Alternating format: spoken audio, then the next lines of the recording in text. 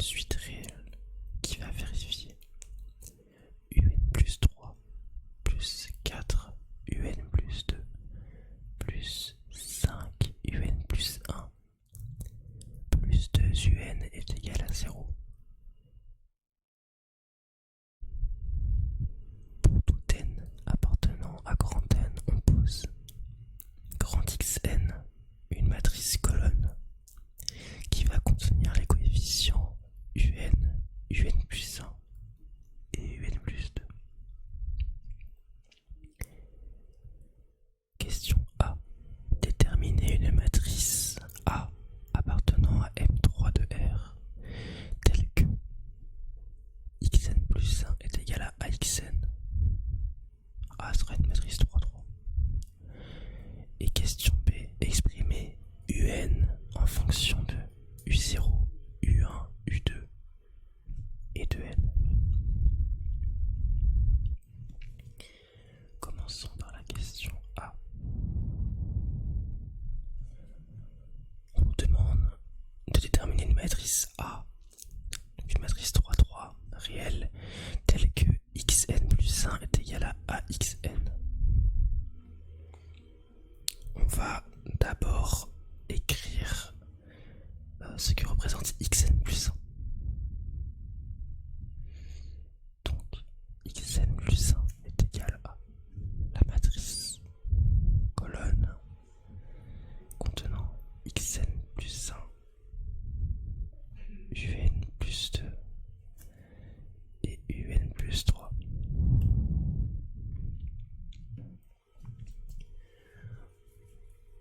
Or, on va pouvoir remarquer assez facilement que cette matrice est égale à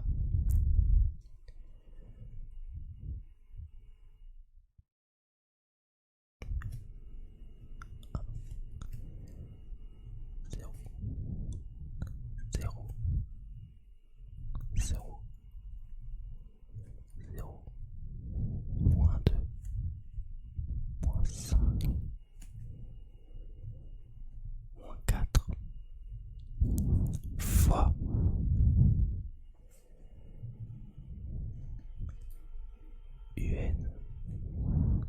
Un plus 1 et Un plus 2. Pourquoi cela? Eh bien, développons. On remarque que cette matrice est une matrice 3x3 et celle-ci une matrice colonne. Si on développe, on a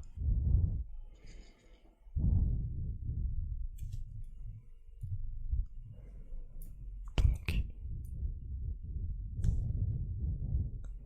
0 fois Un plus 1 fois Un plus 1 plus 0 fois Un plus 2. D'accord.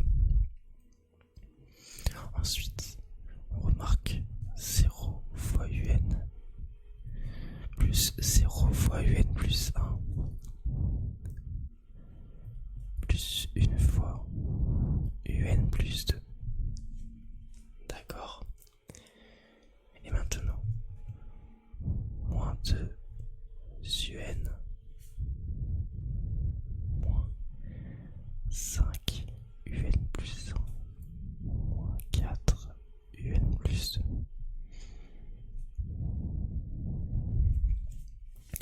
Donc on remarque bien sur les deux premières lignes qu'on retrouve Un plus 1 et Un plus 2. Sur la troisième, cependant, on voit qu'on a à faire un calcul. Or, ce calcul va nous permettre de retrouver Un plus 3, ce qu'on cherche, de par l'équation qui nous est donnée dans l'énoncé de l'exercice.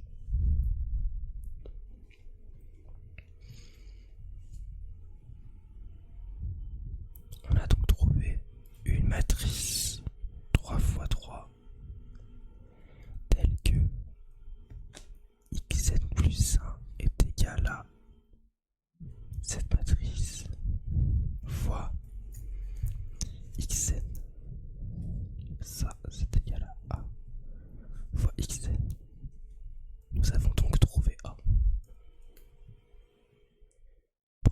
question réussie.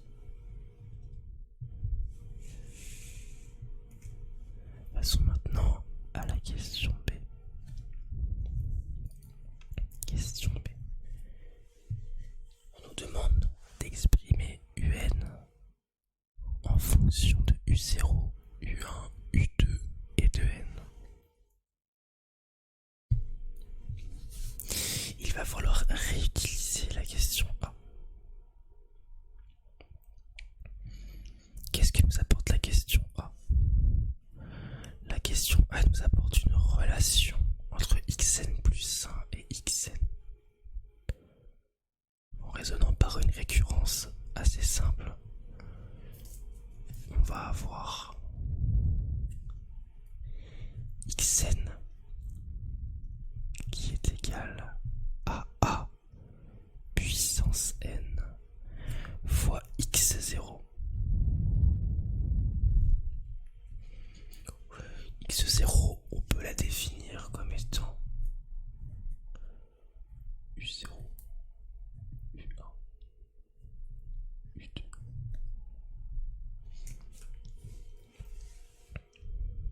Ainsi, l'information sur UN est contenue dans grand Xn et l'information sur U0, U1 et U2 est contenue dans X0. Il nous reste donc à calculer A puissance n pour avoir l'information sur n.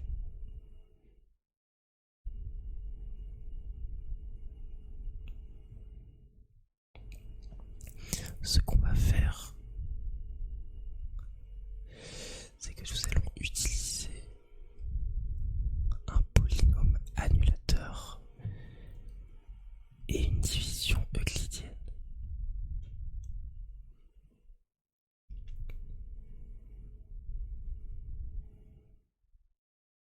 Vous vous en sentez capable?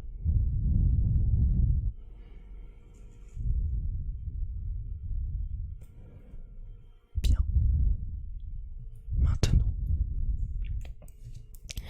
après quelques calculs que je vous laisse faire, ils sont assez simples.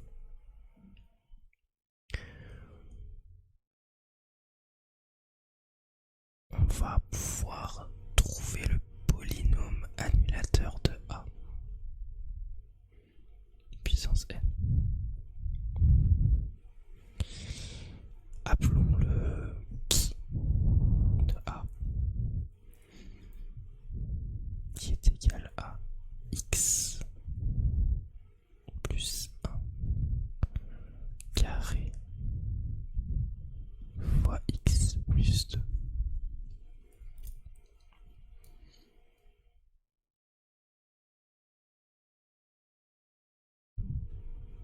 Par le théorème de Cayley-Hamilton,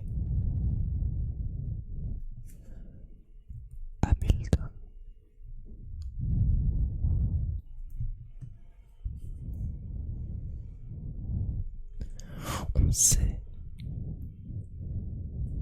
que qui de A est annulateur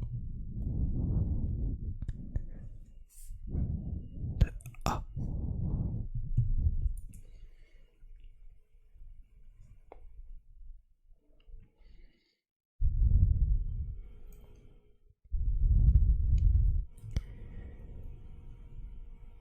C'est un théorème du cours. Il est à connaître.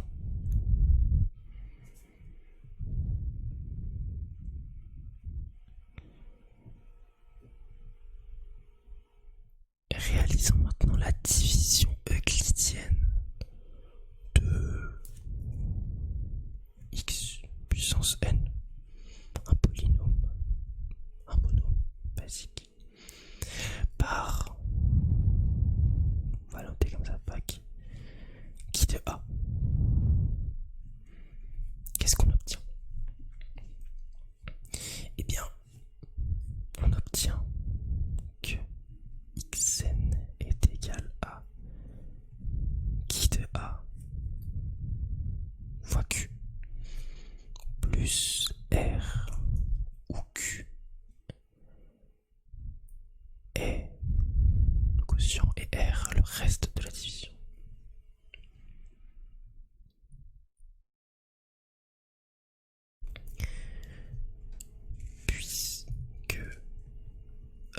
reste sera de dimension 2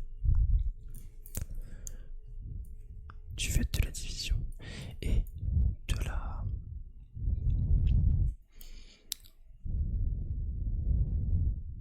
puissance du degré de qui de A.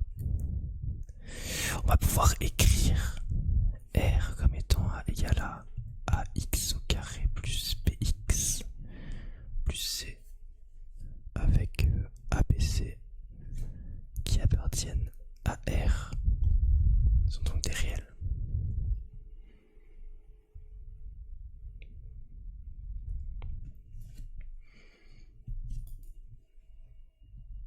Très bien. Maintenant, pour simplifier les calculs, nous allons nous placer dans une base spéciale pour exprimer nos polynômes. Vous avez une idée?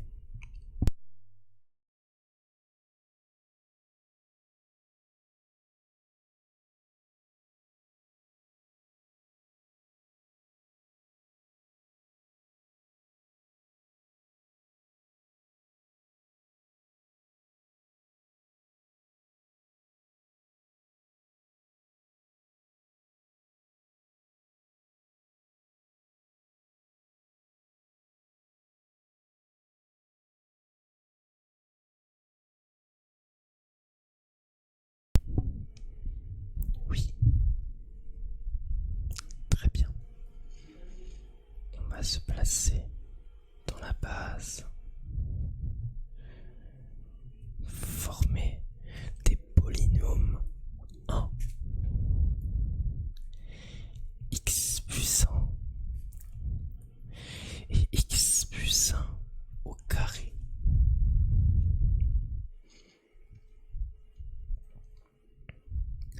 Ainsi, dans cette base, on va appeler RB le polynôme dans cette base, du moins exprimé dans cette base. R va s'écrire alpha fois x plus 1 carré plus bêta fois x plus 1 plus gamma, disons.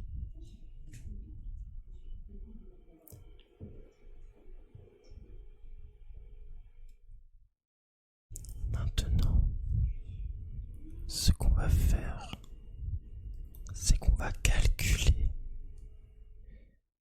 les coefficients alpha, bêta et gamma. Ils appartiennent bien sûr à R. Ce sont aussi des réels. Pour ce faire, nous allons évaluer l'identité. Donc x puissance n est égal à qui de A fois Q plus R. Donc R dans la base, on a alpha fois x plus 1 au carré plus bêta fois x plus 1 plus gamma. Donc on évalue cette identité en moins 2 et en moins 1. Ensuite, on va dériver et on va à nouveau évaluer en moins 1. Pourquoi cela? Eh bien, nous savons que le polynôme annulateur de A, donc qui A, est égal à x plus 1, le tout carré fois x plus 2. Ces racines sont donc moins 2, moins 1 et moins 1. Moins 1 étant une racine double. Ainsi, en évaluant en moins 2, qui de A va annuler cette partie de l'identité qui de A fois Q. En évaluant en moins 1, on va aussi évaluer et en dérivant et en réévaluant en moins 1, puisque c'est une racine double, nous allons de nouveau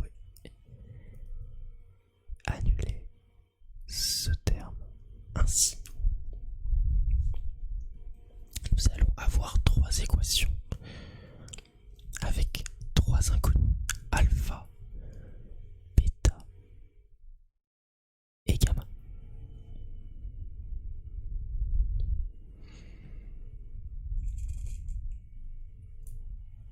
Je vous abrège le calcul et l'évaluation en -2, -1 et la dérivation et la nouvelle évaluation en -1 pour vous donner directement le système que l'on obtient à la fin.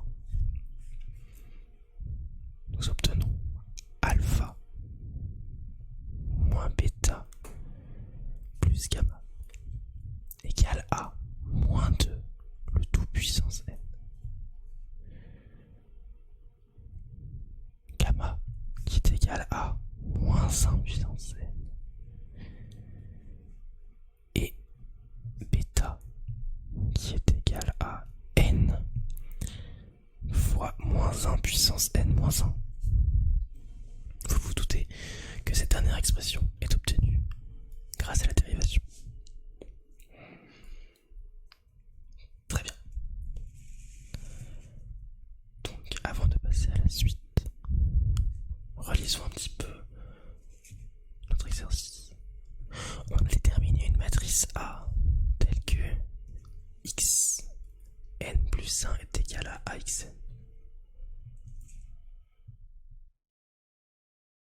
Ensuite,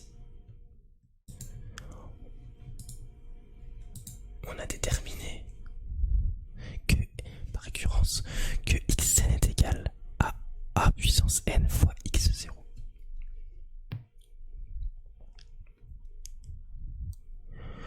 Puisqu'on veut exprimer un en fonction de u1, u2, u0 et de n, on cherche les informations de ces quatre variables. On sait que u0, u1, u2 se trouvent dans x0. Donc les informations concernant ces trois variables, nous les avons déjà. Maintenant, pour n, nous étudions a puissance n. Pour ce faire, nous avons utilisé le théorème de Cayley-Hamilton, nous disant que qui de A est annulateur de A. Puis nous avons réalisé la division euclidienne du monome xn par qui de A. Et nous sommes en train d'étudier le reste. Très bien. Nous avons donc un système avec alpha, bêta et gamma.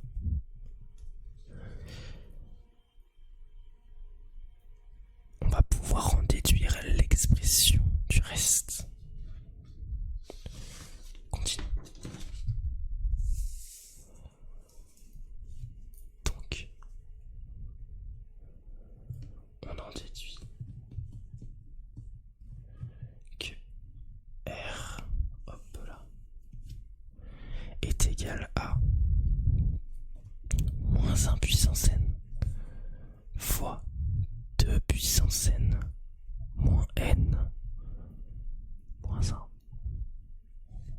Le tout fois x plus 1 au carré plus -1 puissance n moins 1 fois n fois x plus 1 plus -1 puissance n. Voilà.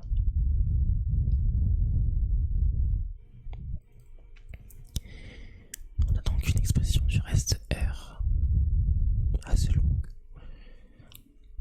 Donc on voit que R possède l'information sur n. Maintenant,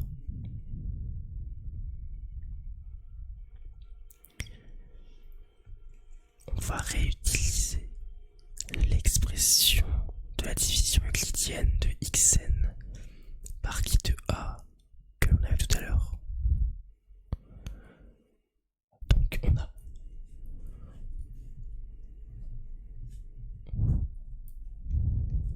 xn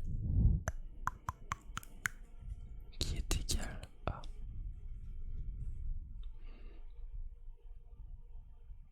qui de A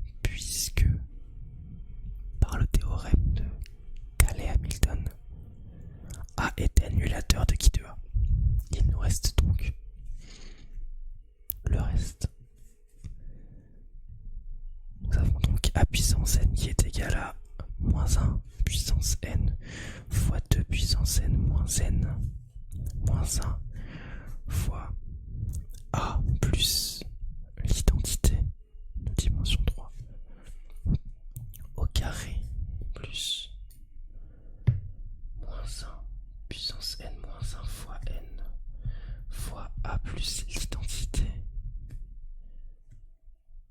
plus moins 1 puissance n fois l'identité.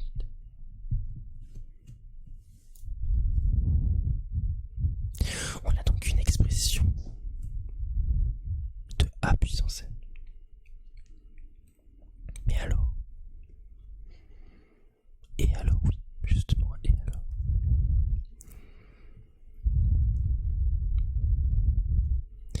Puisque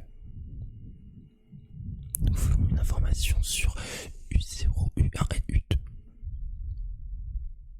il nous suffit juste de calculer les premières lignes de A plus l'identité et de A plus l'identité au carré pour pouvoir exprimer UN en fonction de U0, U1 et U2. On va donc avoir UN qui est égal à moins 1 puissance n fois 2 puissance n moins 2n. Ça fois U0 plus 2 puissance n plus 1 moins 3n moins 2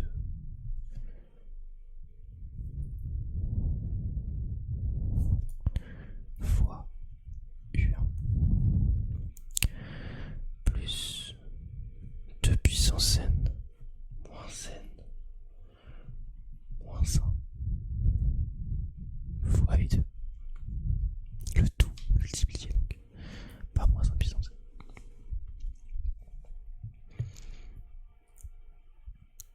Voilà.